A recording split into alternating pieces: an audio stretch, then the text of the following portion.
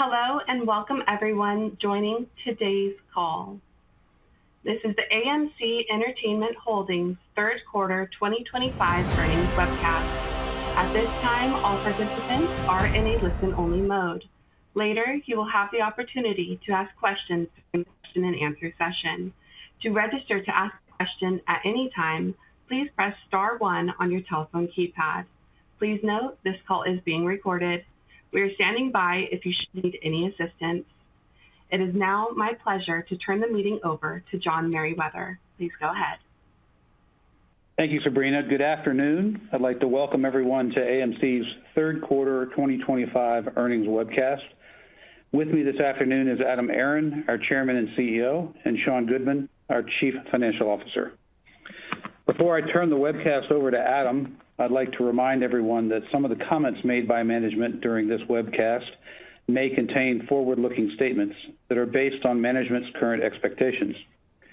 Numerous risks, uncertainties, and other factors may cause actual results to differ materially from those that might be expressed today. Many of these risks and uncertainties are discussed in our most recent public filings, including our most recently filed 10-K and 10-Q. Several of the factors that will determine the company's future results are beyond the ability of the company to control or predict. In light of the uncertainties inherent in any forward-looking statements, listeners are cautioned against relying on these statements.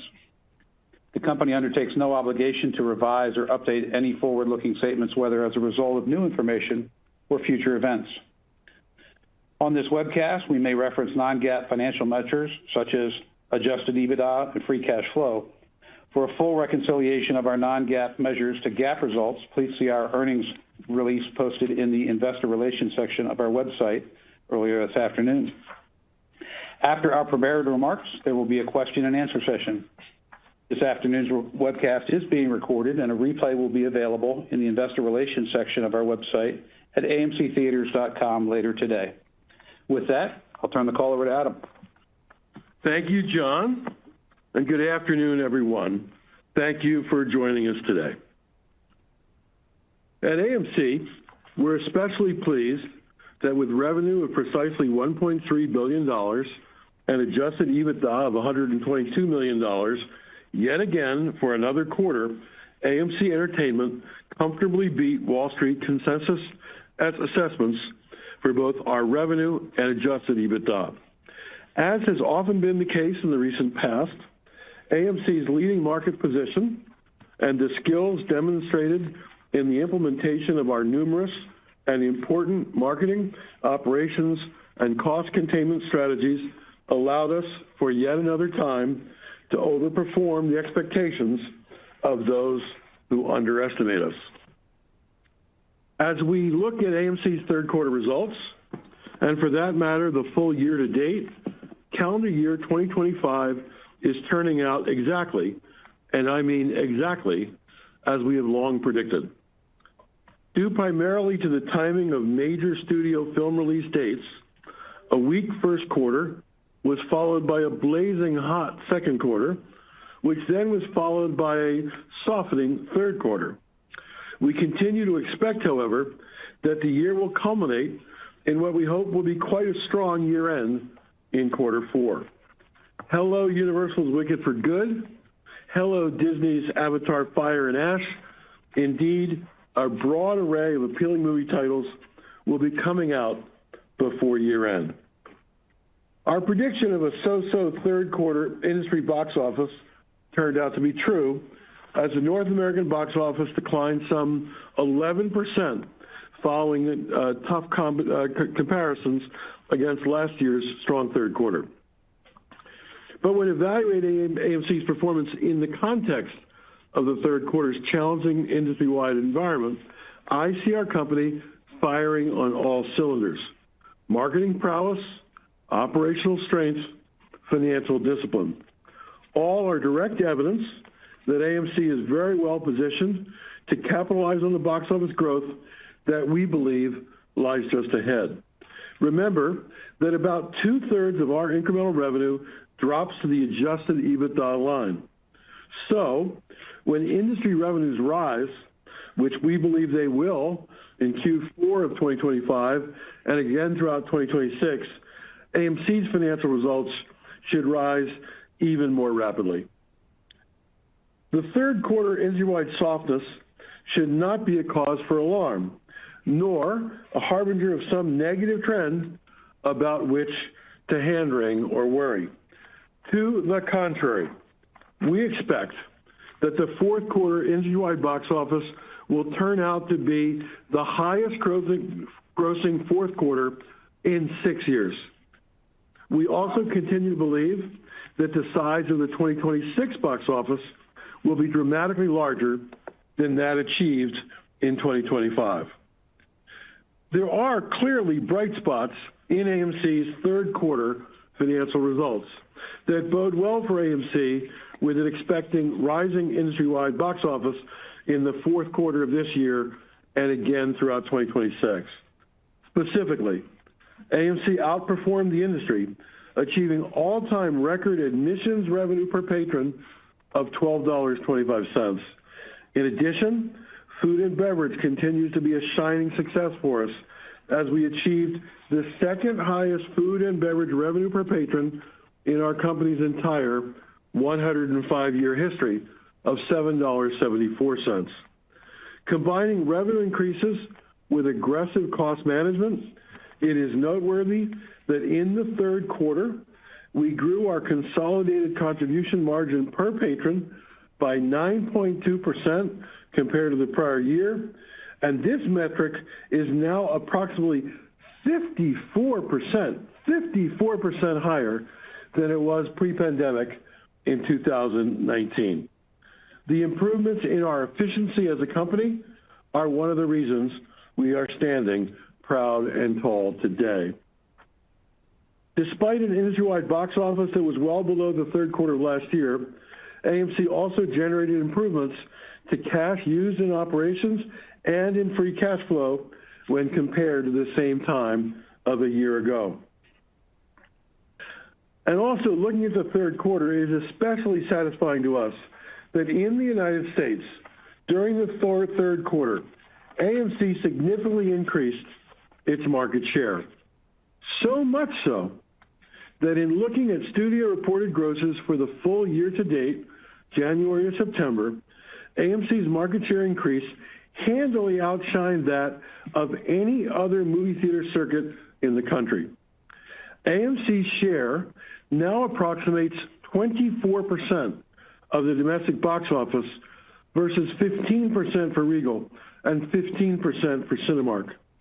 Taking out Canada, where we have no theaters, AMC has a 27% share of the U.S. box office, Regal and Cinemark 16% each. Marcus has just under a 3% share. No other U.S. circuit has even a 2% share. AMC is now about 50% larger than our two next nearest competitors. And we are 10-ish times the size or more of everyone else. Our marketing share increases this year are encouraging to us and a sign that our strategies are working. But it is simply the outsized magnitude of our market share that is so particularly compelling, because as the box office grows over the next 14 months, as we believe it will, AMC is better poised than anyone else to reap the benefit therefrom. We believe all this sets us up so very well as we look ahead, given what AMC believes will be a rebounding industry-wide box office going forward, coupled, of course, with all the actions and improvements being made specifically within and across AMC theaters in the United States and Odeon cinemas in Europe. As previously announced, perhaps more important than any other accomplishment during the third quarter, AMC successfully completed several transformative capital markets transactions that greatly strengthened AMC's financial foundation. We refinanced $173 million of debt maturing in 2026 and equitized $143 million of exchangeable debt, the latter of which in turn was subsequently increased to $183 million of equitized exchangeable debt without the issuance of any additional equity or additional use of cash. Going forward, we will continue to take the necessary actions to enhance our balance sheet and position AMC to capitalize on what we believe will be a multi-year industry recovery. In conclusion, let me add that we are tremendously excited about the film slate coming in the remainder of this fourth quarter, both with blockbuster titles and also with more intimate storytelling. It all starts this weekend with Disney's action-packed Predator: Badlands, coupled with Sony Pictures' classics Nuremberg. In November, we also will have Lionsgate, Now You See Me, Now You Don't, Disney's family favorite Zootopia 2, Paramount's The Running Man, and Universal's acclaimed and much-awaited return to Oz with Wicked for Good. Not to be outdone, December brings more excitement with Universal's chilling Five Nights at Freddy's, Paramount's animated adventure, The SpongeBob Movie: Search for SquarePants, Focus Features' Song Sung Blue, and the third chapter of Disney's epic saga from the brilliant mind of the legendary James Cameron, Avatar: Fire and Ash. What a lineup of movies. With that and all the other highly anticipated films that will be coming out in November, December in addition, we believe the fourth quarter box office will surpass that of last year and notch 2025 as the largest post-pandemic box office year yet. Of course, that all depends on ticket sales in November and December. We'll all know for sure in about a couple of months.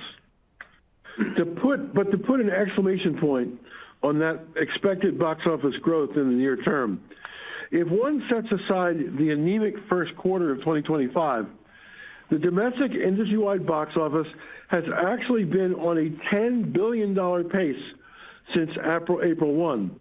That is a number that is so very much larger than the calendar year box office recorded for either 2023, 2024, or the current year, 2025. What's more, knowing of the long list of great titles coming from our studio partners in 2026, we envision a strong and robust film slate is on the horizon for the full year ahead.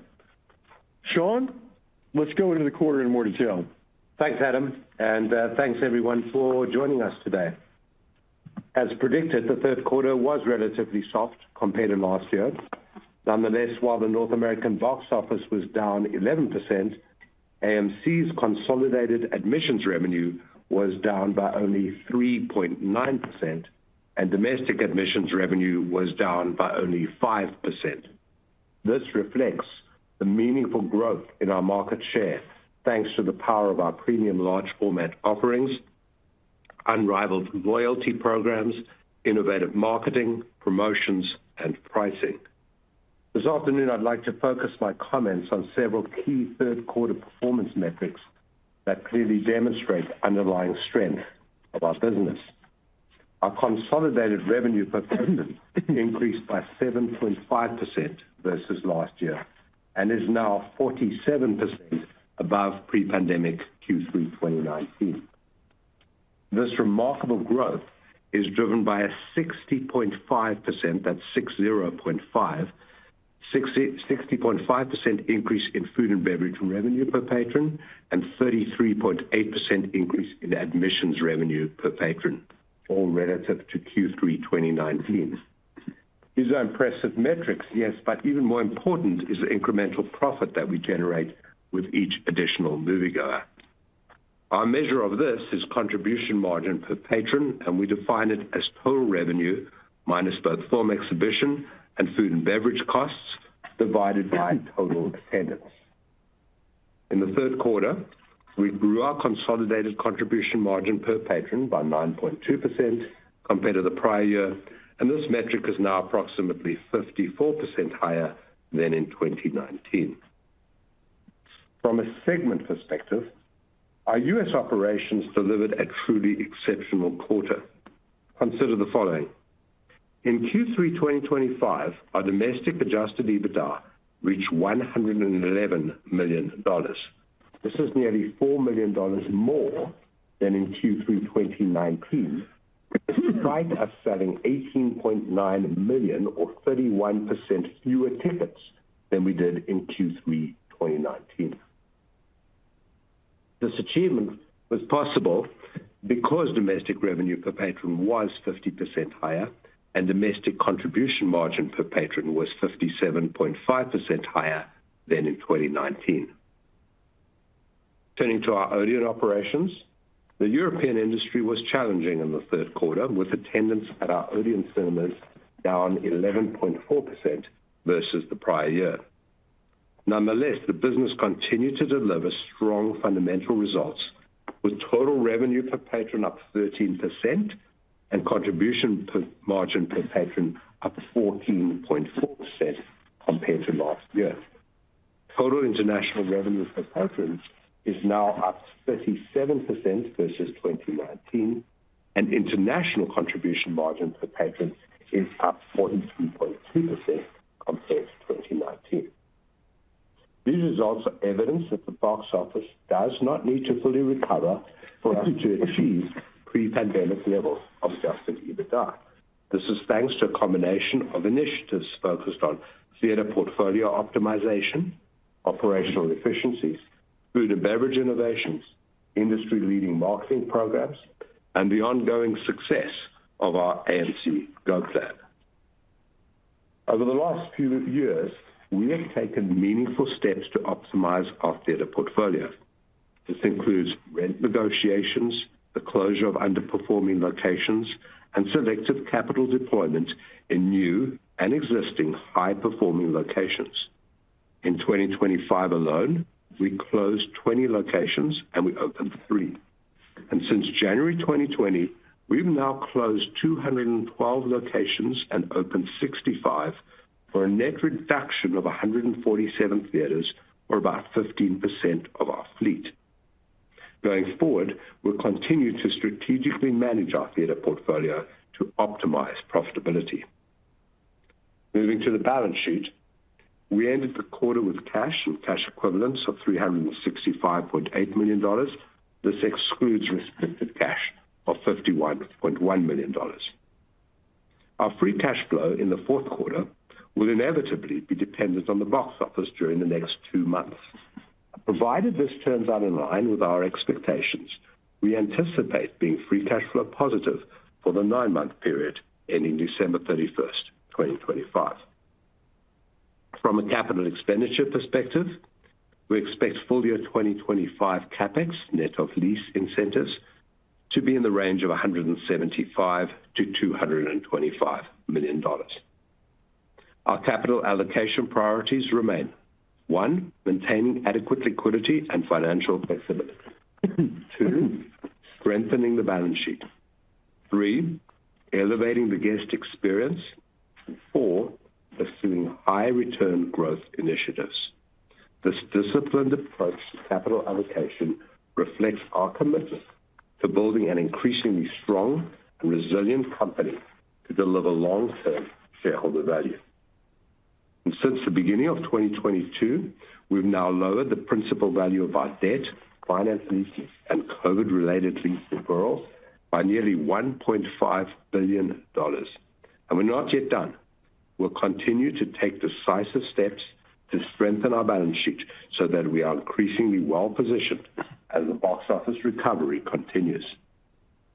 In closing, AMC's third quarter results underscore the meaningful progress that we have made over the last few years. With a promising fourth quarter already underway, a robust film slate ahead, and an improving capital structure, we believe AMC is exceptionally well-positioned to capture the full benefit of the industry's continued recovery and to deliver long-term value for our shareholders. With that, I'll pass the call back over to Adam. Thank you, Sean. Before we take your questions on this webcast, I'd like to touch briefly on 5 different points. First, AMC Theatres Distribution took another bold and imaginative step forward in the third quarter of 2025 when we partnered again with the iconic one and only Taylor Swift to highlight the debut of the 12th studio album in her astonishing career. All the planning occurred within the third quarter for our theatrical release on October 3 to 5 of the one weekend screening of Taylor Swift, the official release party of A Showgirl. This unique theatrical event was showcased on approximately 6,500 movie theater screens in the United States and across some 56 countries, generating some $50 million in box office receipts in a weekend, $34 million domestically, and another $16 million internationally. We're proud that Taylor Swift, the official release party of A Showgirl, came in at #1 in the domestic box office for its opening weekend. We're also proud that it was graded an A+ on CinemaScore and in the high 90s on Rotten Tomatoes. And as a result, that we put so many smiles on the faces of millions of Taylor Swift fans globally. These impressive results speak to the strength of AMC's innovative distribution abilities, not only bolstering AMC's results, but also contributing to the health of the overall industry. The numbers in the Taylor Swift project speak for themselves.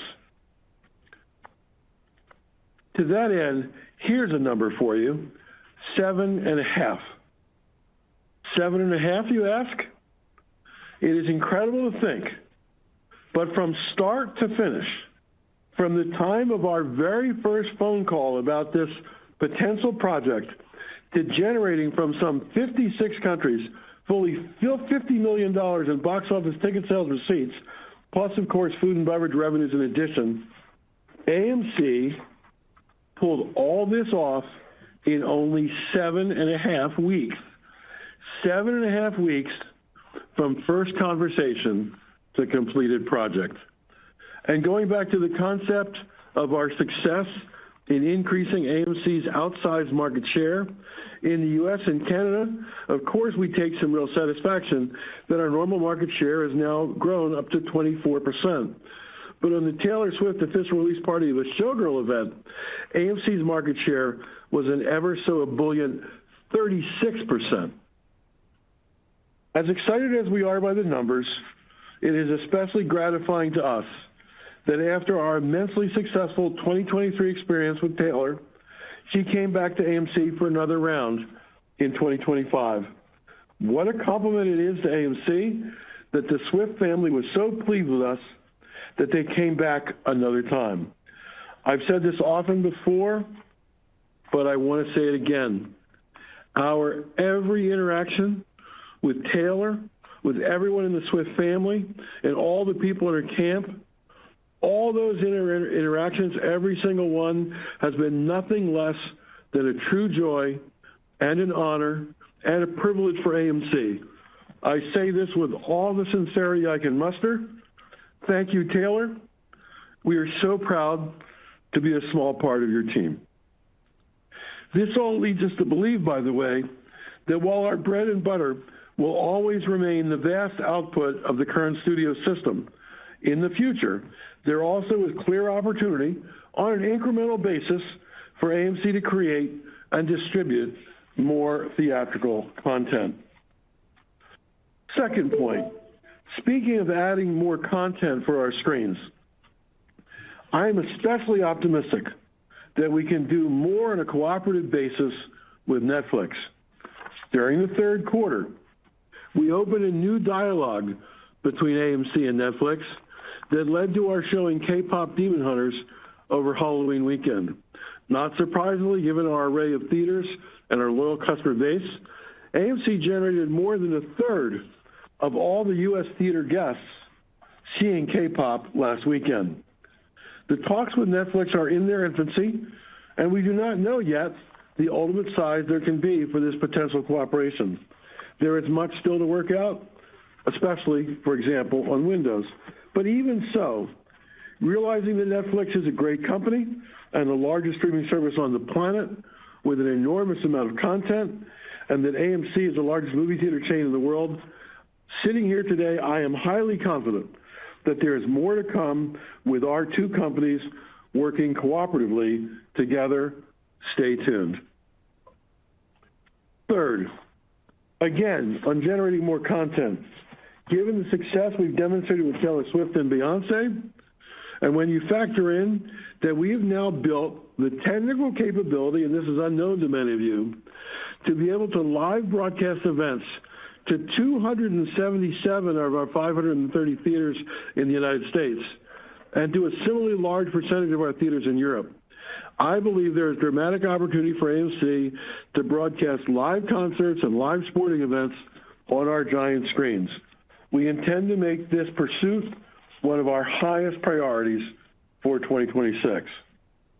Fourth, when talking of giant screens, no one in our industry is anywhere close to AMC in the area of offering premium large format screens, extra large format screens, and other premium experiences.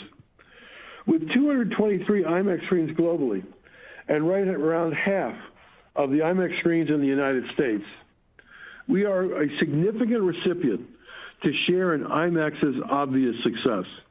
Heretofore, our recent monies have been concentrated on improving the quality of our IMAX screens, enhancing them greatly through a multi-year effort to convert almost all of them to the much preferred IMAX with laser at AMC concept and format. That format includes laser projection, much enhanced sound, more attractive visual in-auditorium aesthetics, and more comfortable seating.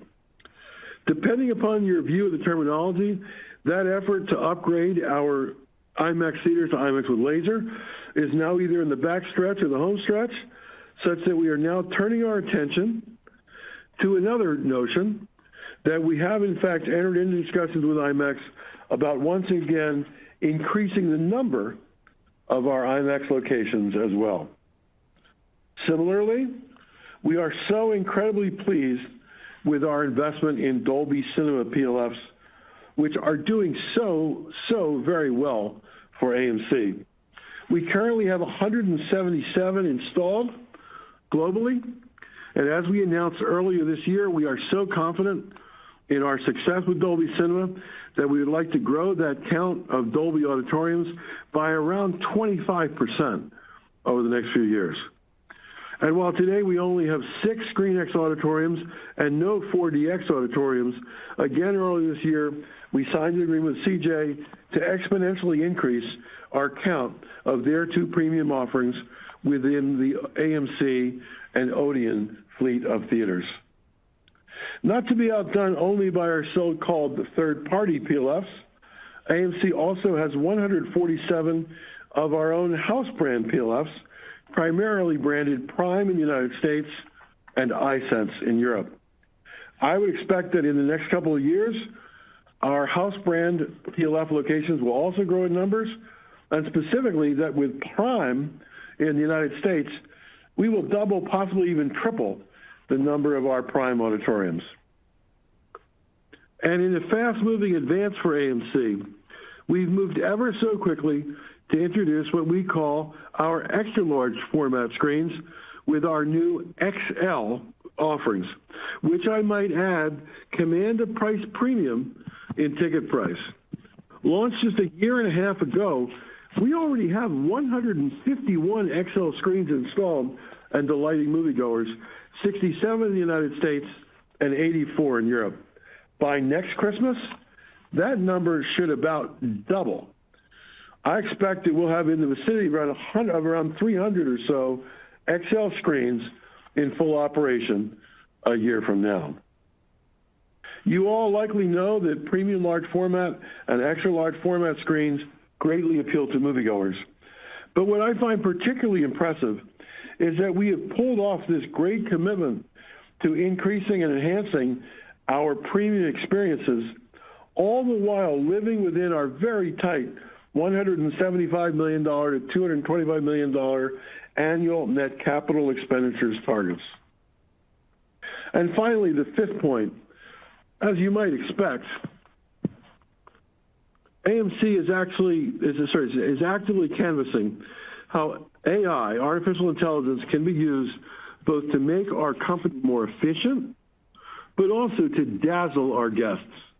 We're already using AI internally in many ways, and our use cases will increase dramatically in 2026 and beyond.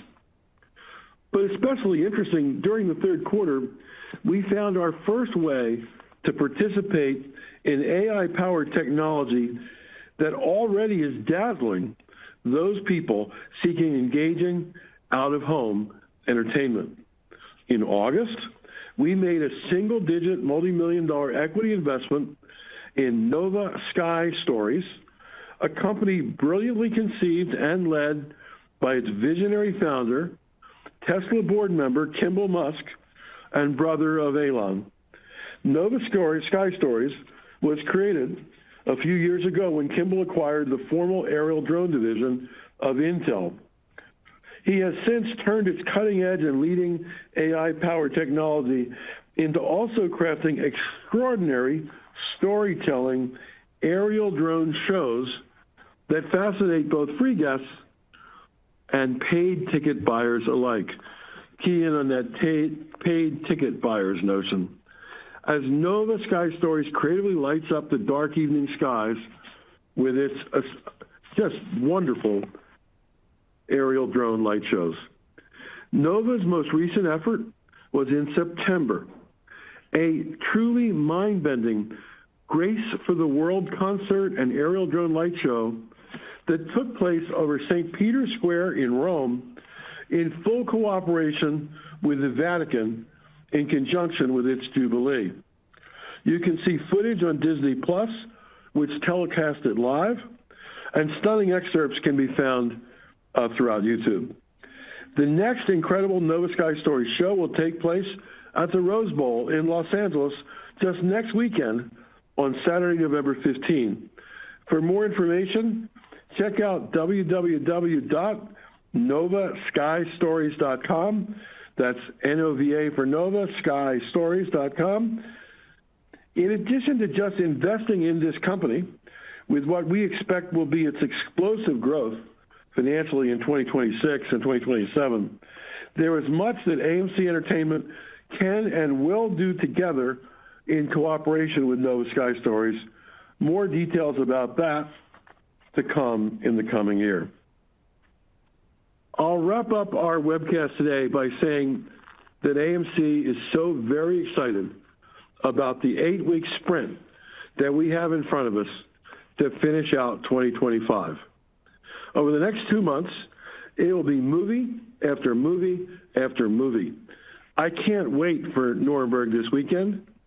And I was not alone when I found myself crying in the movie theater while I was viewing an advanced screening of Focus Features movie coming out at Christmas, the remarkable Song Sung Blue. After all, as our very own Nick Kidman has said for some 4 years now, sometimes heartbreak feels really good in a place like this. And of great importance financially to AMC, advanced bookings for Wicked for Good are through the roof. They exceed the advanced bookings that we previously had at the same time before release for the original Wicked movie of a year ago, which itself was a global triumph, both for Universal and for AMC.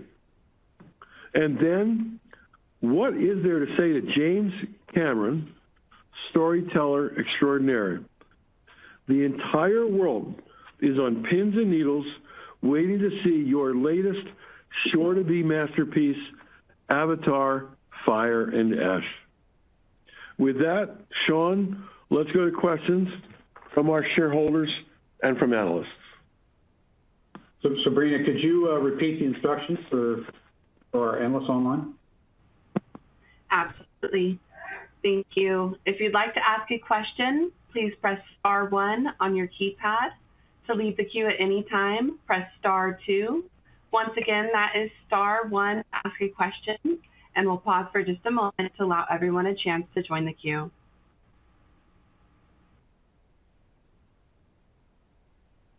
Once again, if you would like to ask a question, please press star and 1 on your keypad now.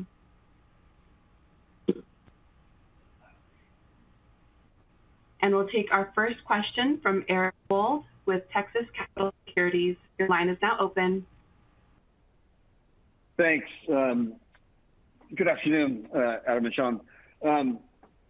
question a little bit on kind of the concessions and ticket prices. I know obviously you had some great success driving up the per patron spending over the past couple of years with a lot of the initiatives you had within the theater. Just want to talk about kind of the baseline pricing kind of below the surface, given the consumer environment we're in right now. Maybe talk a little bit about the pricing power, maybe the price increases that you've been kind of pushing through on both tickets and concessions. I guess starting with tickets, have you been pushing up baseline ticket prices kind of across the board, or has the focus mostly been on the various premium pricing options, IMAX, and whatnot, kind of letting the consumers kind of choose to pay the higher prices for the premium options versus raising prices across the board on all tickets? And then on concessions, kind of what are your thoughts on kind of price increases up and beyond the need to offset kind of inflationary headwinds right now, if you feel that's something that moviegoers would be accepting in this environment, or if that's something that you think is kind of that maybe kind of need to wait a little bit and get a little further to 26?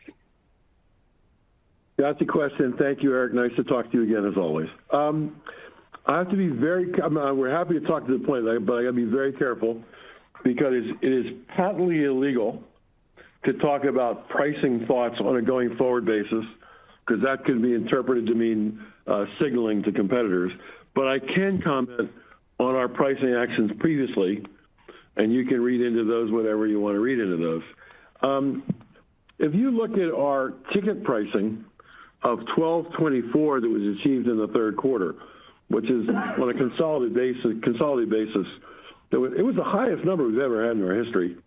And if you look at our ticket pricing, it's risen pretty substantially over the past several years. It's moved at a pace much faster than general consumer inflation.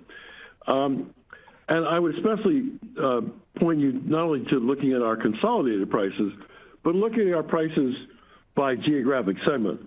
Our prices have increased in Europe, and our prices have increased in the United States as well. But I think what's really interesting is, yes, some of those price increases derive from our growing commitment to PLFs. But we've also not been shy in taking ticket pricing up. And in fact, if you go back to May of 2025, just 6 weeks before the third quarter began, knowing that we had some big movies coming in June and July, we did take across-the-board price increases, not at all of our theaters in the United States, but I would say most of our theaters in the United States. And those price increases varied theater by theater and market by market. But prices did go up. And they went up because we think, again, I want to be careful only to talk about what we've done looking backwards, not looking forward. Our thoughts then were, we ought to cleverly price. It goes back to your very first economics class in the freshman year of college, when you learned the laws of supply and demand and the laws of charging prices in the peak and charging different prices in the so-called off-peak, charging more in periods of high demand and charging less in periods of low demand. So we have not been shy in taking prices up at those theaters with the most demand. We have not been shy in taking prices up on Friday and Saturday nights when demand for our theaters is at their peak. But one of the things that gave us comfort in being able to put those price increases into place is that we also have been maniacal in finding intriguing ways to discount prices for bargain hunters. And the two biggest examples that come to mind are A-List. We now have almost 1 million members of our A-List program. And, those people, it's out of this is, and we have a similar program in Europe, I might add, called Limitless. But just talking about A-List in the United States, it's only 1 million consumers, just under. It's So only 1 million consumers out of a population of 330 million people.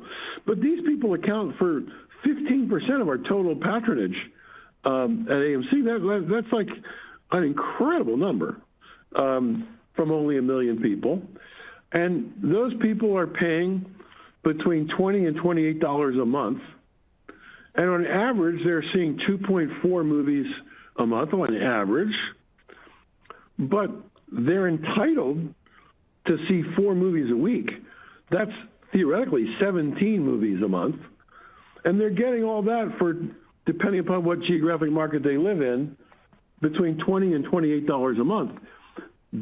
For people who want to seek out a bargain, that's a good bargain. The second bargain that comes to mind, in what I think was a bold initiative by AMC that was announced effective with Tuesday, July 8 and Wednesday, July 9, and what we said would be a permanent feature going forward. We expanded our longtime Discount Tuesday offering for AMC Stubs members to Discount Tuesday and Discount Wednesdays for AMC Stubs members. Now, it's free to join AMC Stubs, and you can do it instantly merely by giving us your email address. So anybody who wants to take advantage of the new Tuesday, Wednesday discounts can do so. We made the level of the discount much more dramatic by positioning it as a 50% discount to the typical evening list price on a standard auditorium. So it's a powerful discount. It's available on twice the number of days per week that it was for the last 15 or so years when the movie industry thoroughly, had Discount Tuesdays. The fact that we now have 50% off Tuesdays and 50% off Wednesdays also is a tremendous enrollment device to encourage moviegoers to join AMC Stubs, because they only get the discount if they're AMC Stubs members, but as I said, you can easily and instantly join.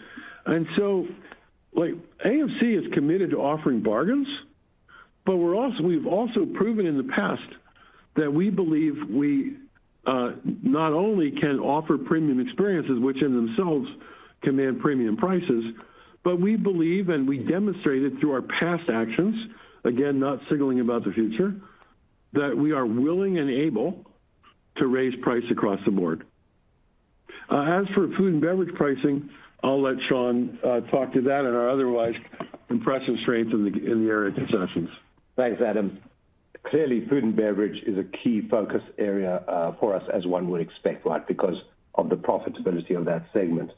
And when we look at our food and beverage business, the key drivers of our food and beverage per person are the percentage of people participating, going to the concession stands and buying food and beverage, the number of units that they buy when they go to the concession stand, and the price they pay. And if you look at the increase in food and beverage per person versus pre-pandemic levels, all three of those factors, participation, units per transaction, and price, have been part of that significant increase in food and beverage per patron. If you look just at Q3, then in Q3, the percentage participation and the price were the biggest drivers of our food and beverage increase. To drill down on the price aspect of that food and beverage per person in a little more detail, I think there's a couple of factors here. One is the price is impacted by mix, right? What are our guests buying? And as we've added collectible concession vehicles, and we've increasingly focused on movie-themed drinks and movie-themed cocktails, that's really helped to increase the price, even if actually the price for the regular item hasn't changed. That you have that positive mix impact, and we see that still being very, very beneficial for our business. The other thing to say about price is we've been very analytical with the data that we have on pricing. So really looking at individual theaters, individual market locations, where can we take price, where should we reduce price. We're very focused on that. And then we're always offering opportunities and discounts, as we spoke about the discount days. If you look at the food and beverage, we have discount food and beverage offerings on those. discount ticket days as well. So there's something available for the consumer in all of these offers. But again, it's sort of food and beverage is really critical to our business and been a big part of why we've been so successful in our per-person metrics as we've gone through the recovery. And if I can add, Eric, sort of, I think, getting to the thrust of your question as opposed to factual answers, I think you were trying to inquire, do we think, with angst in the general economy and are we somehow constrained by consumer sentiment that somehow our pricing actions will be limited? And again, I don't want to make any kind of speculative comment about what we will do in the future, but I would like to point out this fact. I don't feel, I think we have to be, I always think one has to be prudent in not taking prices up too quickly. But I don't feel any price limitation from our clientele. The fact that our premium screens sell out first tells us something. The fact that we introduced 151 XL screens that already were screens that already existed in our theaters. They were bigger than the other screens in our theaters, and we just slapped the XL logo on the door to remind people it was a bigger screen, and that we're able to command almost a 10% price premium from those XL screens. But here's one other little factoid that shows you that I believe that our consumer is willing to pay for what we offer. Our merchandise business was literally non-existent 3 years ago. Non-existent. I mean, $0 in revenue from merchandise. This year, 2025, globally, U.S. and Europe combined, it's going to be over $65 million. And if you look at the price points of some of these merchandise items that we're selling at the concession stand, it's not hard to find items that are priced at $15.99, $19.99, $29.99, more than $30 a pop. And literally, one of our biggest problems is that we're selling out too quickly. We're often sold out. We're sometimes ordering 50,000, 100,000 of these units in the United States alone, and we're selling out on the first night or two. It's a high-class problem, and you do have to order this stuff 9 months in advance and get it shipped in economically. But, I mean, it's just another example. Consumers are willing to reach into their pocket to pay us for the experience that we offer, provided that we do a good job of it. And that's why we work so hard to keep our theaters in good shape. That's why we work so hard to keep our film crew staff motivated and treating our guests well. And, just look at the results. Highest ticket prices in our history, second best food and revenues per patron. I guess it's ticket prices per patron in our history. Second highest food and beverage revenues per patron in our history achieved in this third quarter. With that, operator, I think we're going to turn to some shareholder questions. Sean, what's the first question from our shareholder base? Yes, there's been a lot in the press about the Warner Brothers situation, and people are interested in what our comments on that are. So it's a little premature to speculate about what's going to happen at Warner Brothers. There are some, obviously, who believe that Warner Brothers will stay independent. There are others who obviously are aware of Paramount's repeated offers. There are other potential suitors for Warner who seem to be emerging.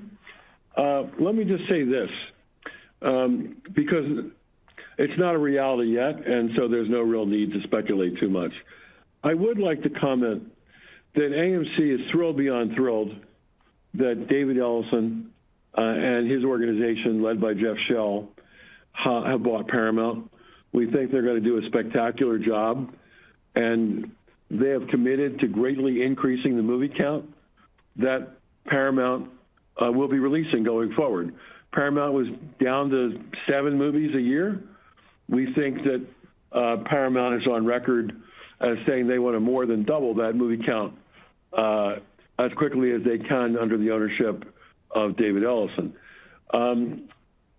Similarly, Warner Brothers has told us that they also I think they were down to 11 movies in 2025, and they also would like to be and are committed to increasing the release of more movies in 2026 and beyond. That also is very good for AMC. So I guess with respect to any potential studio consolidation, our attention will be laser focused on one issue and one issue only, and that is the count of movie releases, excuse me, that's coming out from studios. Clearly, if it's more movies, that's good for AMC, and if it's less movies, that's not as good for AMC. So we're watching closely, and what we're watching more than anything else is will the number of movies being issued going forward go up or not? Next question. We've had, and we were just talking about it a few moments ago, and we've had a couple of quarter after quarter of really, really strong performance metrics for the business. And kind of related to the question we just discussed as well is people are asking, so how sustainable is that? Can we continue to keep these key performance metrics at this high level as the industry box office continues to recover? I'm completely convinced that we can keep these metrics strong, that they are, in fact, not flukes, but sustainable, and that we can grow them. And what gives me that confidence is we've been growing them now for 6 years, since 2019, or really in the last 3 years since the box office sort of got semi-respectable post-COVID. And we apply as a company so much attention and brain power, mental acuity to getting those metrics up. They didn't happen by accident. And we'll apply that same emphasis on keeping those metrics strong and growing looking ahead. You know, there are two numbers that kind of float in my head more than anything else about how AMC survived the last 5 years. Because look, the industry box office is still 20% down from pre-pandemic levels. That's a problem. Some people don't want to admit that's a problem, but that's a problem. It would be much easier for us if we can see the box office grow to what we hope will be a much larger pace in 2026 than it's been the last 3 years. And as I said in my prepared remarks, if you look at the 9-month period from April 1 to December 31 of 2025, the industry has not been on the $9 billion pace that it will probably be on for 2025 calendar year, but a $10 billion pace. And it sure would be nice if that's the pace that we have going forward. In a rising box office environment, AMC does very well because 2/3 of our incremental revenue drops to the EBITDA line. It's not a linear relationship between rising box office and rising EBITDA. It's an exponential relationship between rising box office and EBITDA.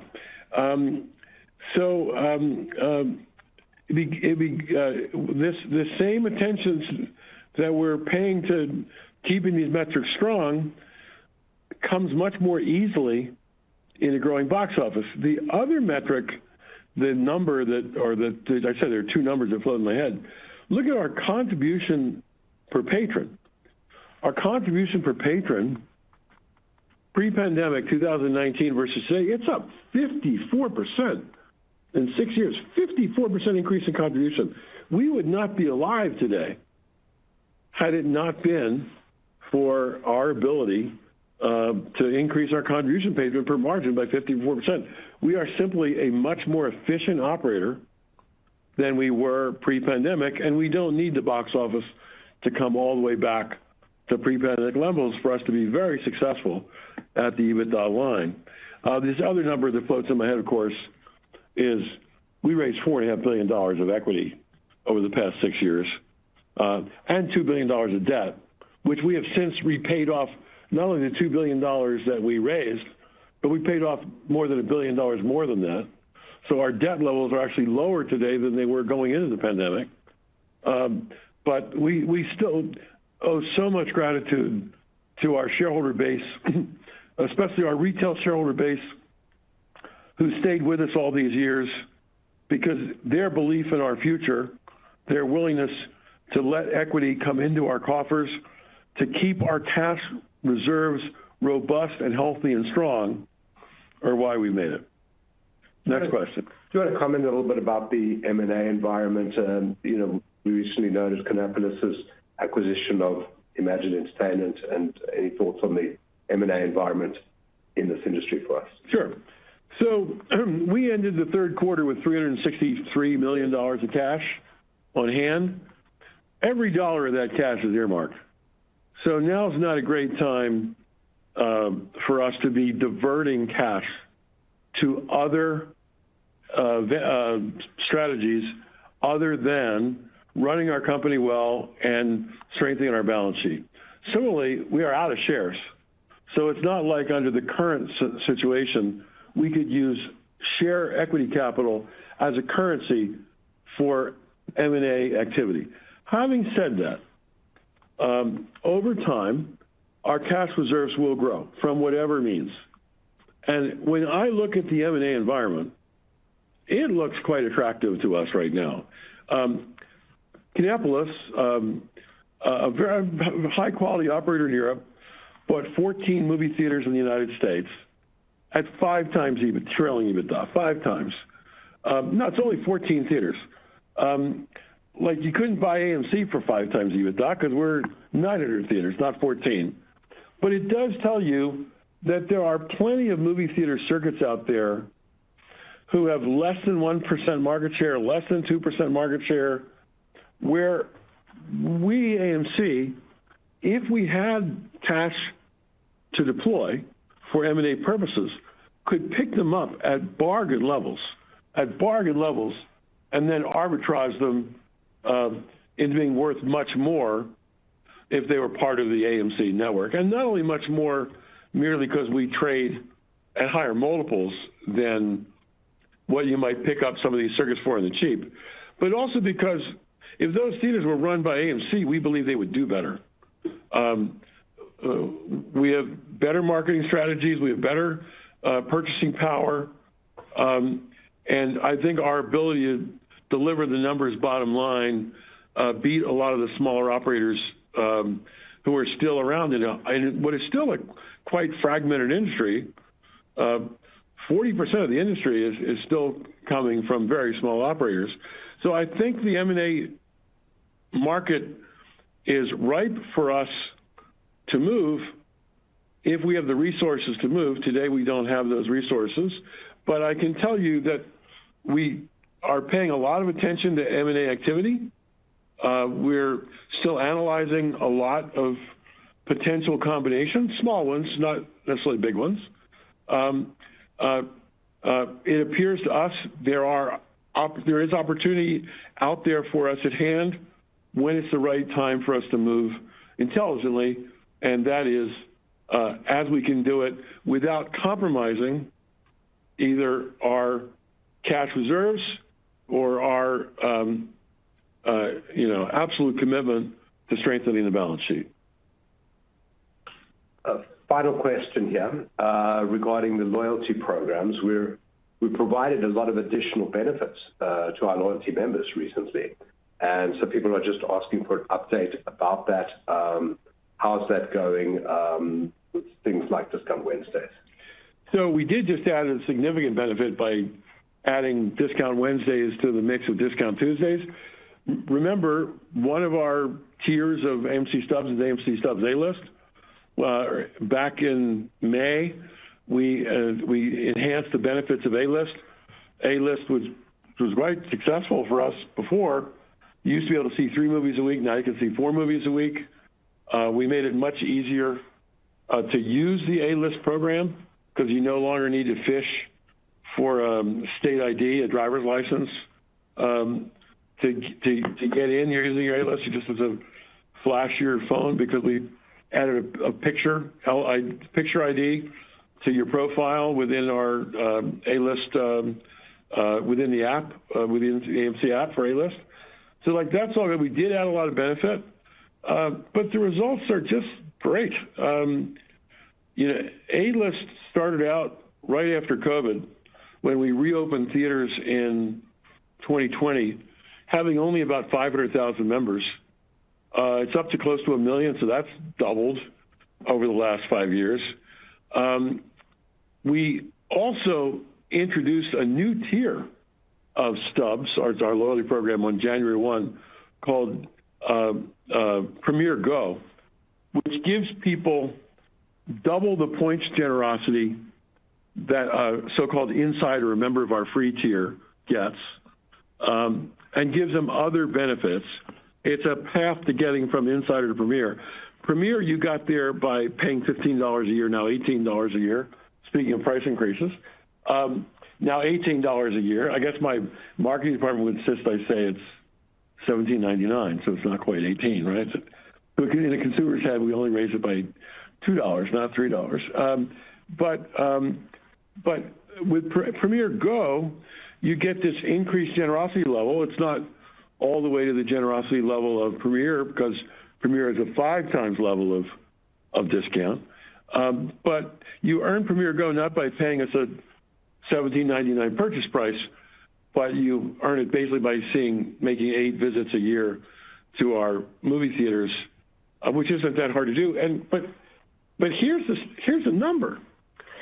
We didn't have one single member in our Premier Go tier on December 31 of 2024. Sitting here today, we have between 600,000 and 700,000 of them. And by definition, they're seeing 8 movies or more a year. Like, this is really good for us. So our knowledge of loyalty programs continues to be enormous. We continue to reap great benefit from it. And we're doing this not only in the United States. In 2025, we launched a points-based loyalty program in the United Kingdom. The UK has always had, not always, but for a long time has had, actually ever since we bought it in 2016, has had its Limitless program, which was a model for A-List. But we now have a loyalty scheme in the UK, just like we have stubs here in the US.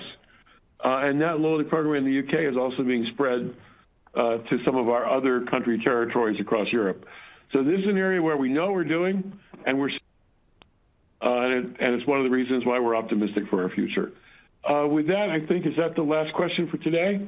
So I'd just like to close by telling you all, I don't know where you're going to be Friday night, but I'm going to be in an AMC theater watching Nuremberg. It's going to be a really great movie, I think, starring Russell Crowe. My goodness, the movies we have coming out over the next 8 weeks, it's a parade of one great title after another.